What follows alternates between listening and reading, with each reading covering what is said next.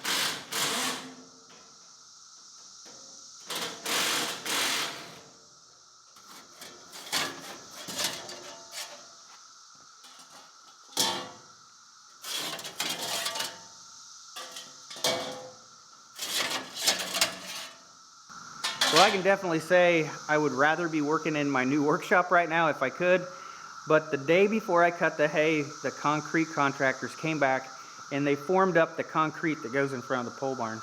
So now every time a piece of hay equipment's had a problem and it needs something fixed, I haven't been able to pull it in there and work on it. So I've just been pulling it underneath a tree in the shade and just been working on stuff out in the yard. And with the day and it being raining today on and off, I've pulled the baler in the old white pole barn so that I can work on it. Of course, in here I'm working on a gravel floor, and I don't have any of my tools here because I moved them over to the other shop. So it seems like everything has just worked out wrong this weekend. The timing with the way they formed that up right the day before we started cutting hay, and then the whole timing of the weather. I was supposed to have good 3 sunny days, and then like a fairly low chance of rain the next 2 days, and the forecast has just completely changed. And yeah, nothing has seemed to work out very well, so I think this is all very fitting with the rest of the weekend, I guess. So I'm trying to get in here and sharpen these knives, and I'm gonna have to kind of lay in here, crawl in here. So some of these pickup teeth are actually broken, so I've taken the covers off, and I'm gonna just go ahead and remove some of those teeth so that I can get in there easier and not get poked by them. And we'll get the knives sharpened up, and then we'll come back, we'll start replacing some of these teeth, get the covers put back on, and then we'll probably just kind of go through the whole machine and see if it needs anything else.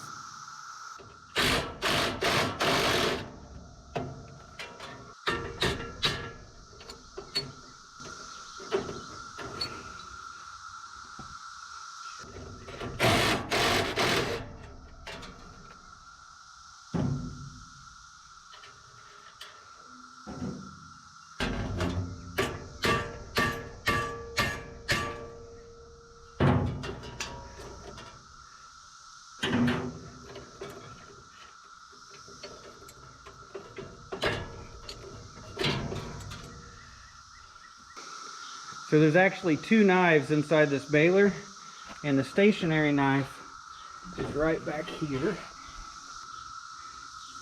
So this angled piece right here, this is the stationary knife, and as the plunger passes through here, it cuts against this knife and cuts the hay off. And this is very rounded over. There's no edge on this whatsoever. So we're going to take an angle grinder, and we're going to try to sharpen, or at least put a square edge back on this with an angle grinder, see if that helps.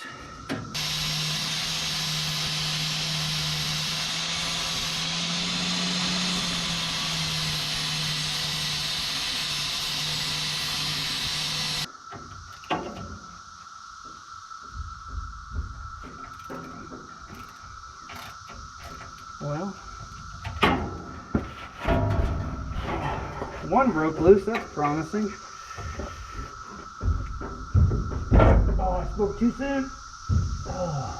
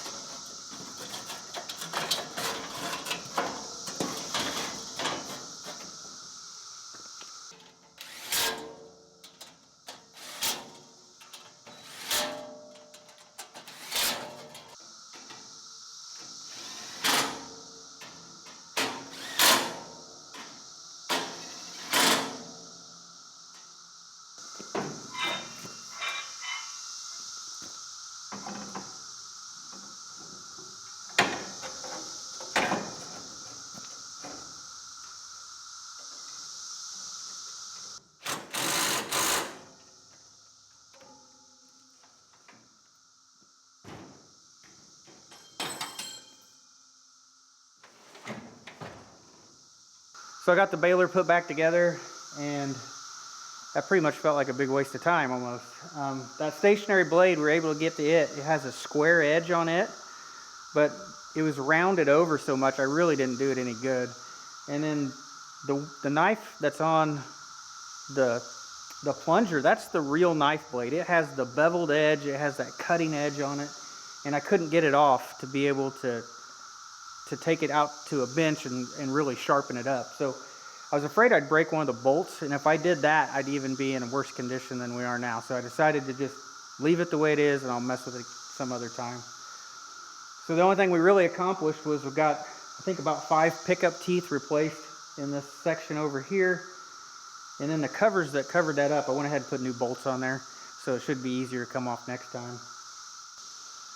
So the only thing I think I can do now is just go ahead, we'll get everything all greased up and ready to go. We'll bring the tractor back over here, and we'll actually spin this thing with the tractor real slow, just kind of cycle it and make sure everything's working the way it should be, make sure everything looks like it's moving freely, and just kind of look it over, see if we find anything wrong. But other than that, I think that's about all I can do, and just wait for some sun and some dry weather, and then hopefully we'll be able to use this and actually get some hay baled. So today's the first nice day that we've had so far.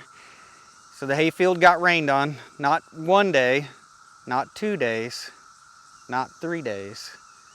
The hayfield got rained on for 5 days in a row. And every day it got rained on, the hay quality decreased. Every day it sat out here wet.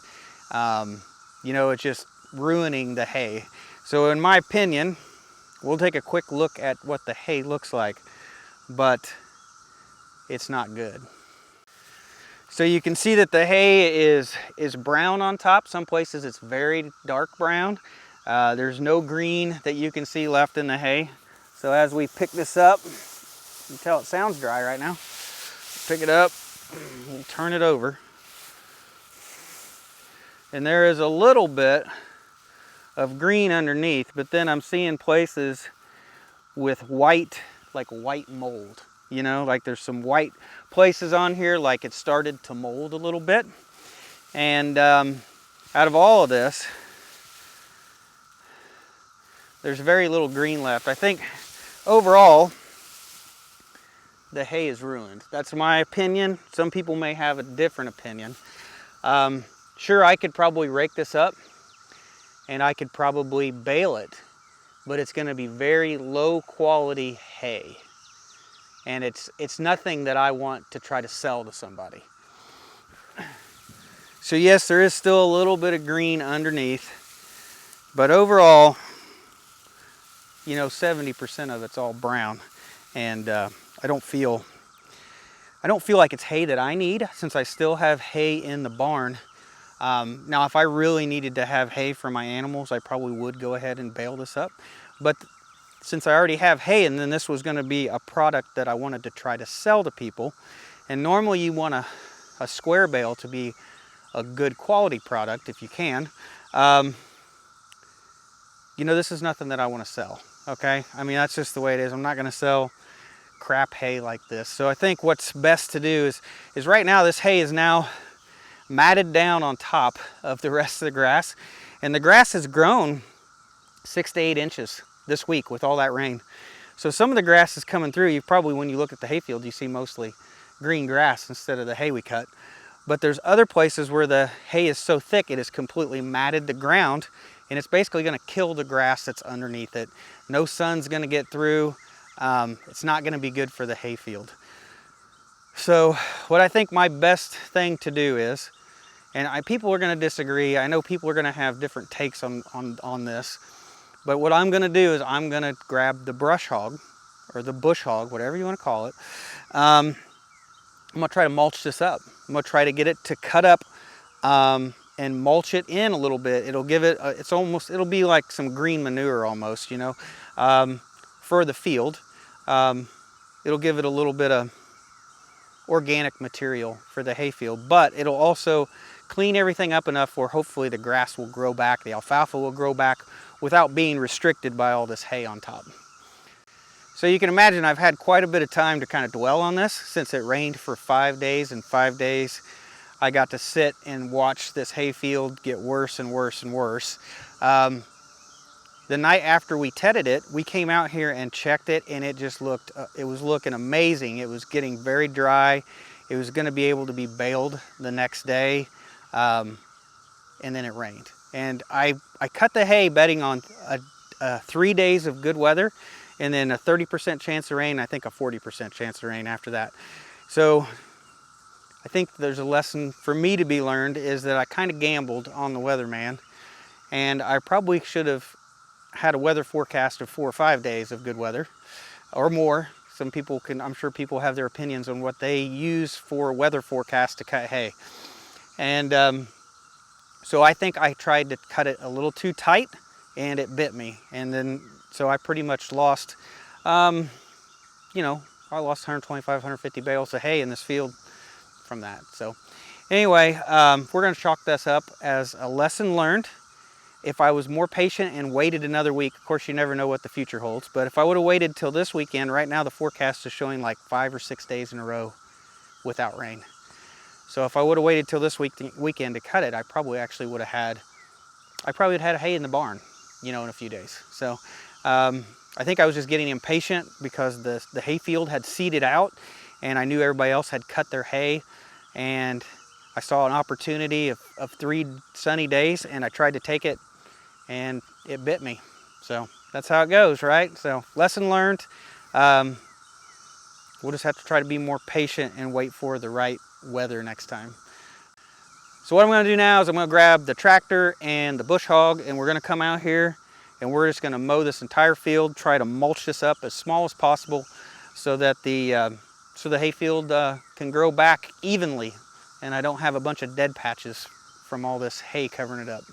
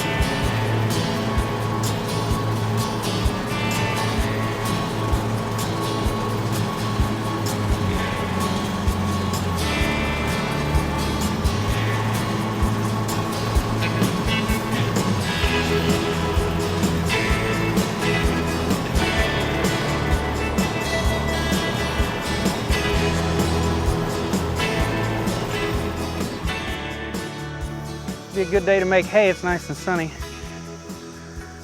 So I've got the hay field all brush hogged now, and all the grass is chopped up into smaller pieces. Hopefully that's going to break down and will work its way into the ground. We'll compost. It'll start breaking down.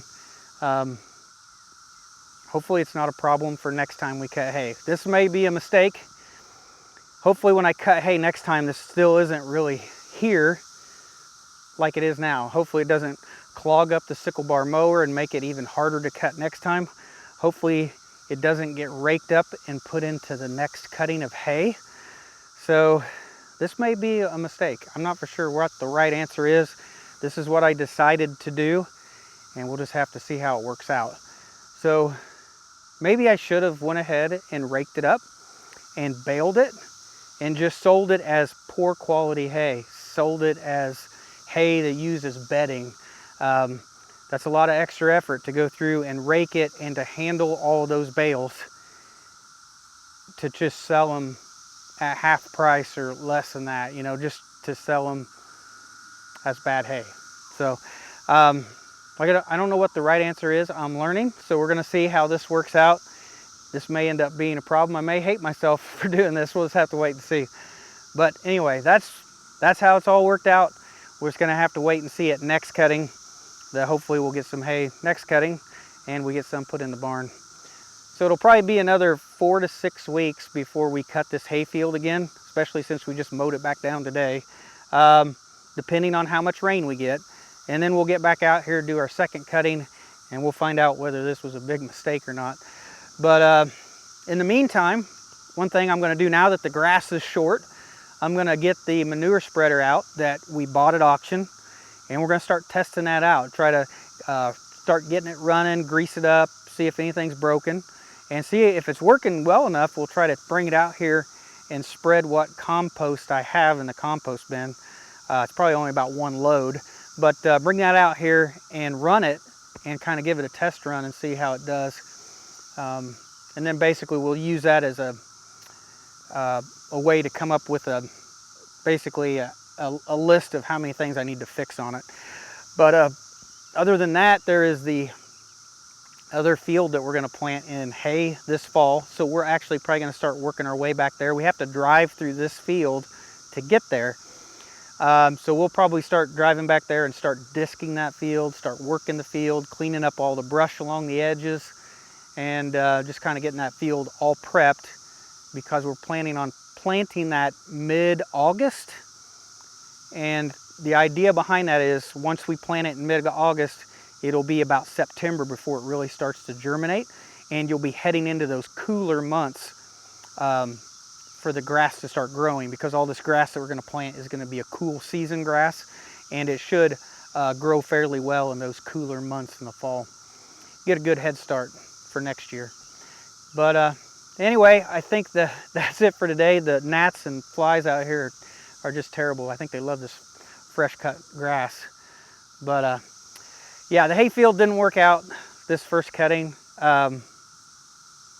And it's a learning experience, right? You just got to chalk it up as a learning experience, and we're still learning. Obviously, we're still learning.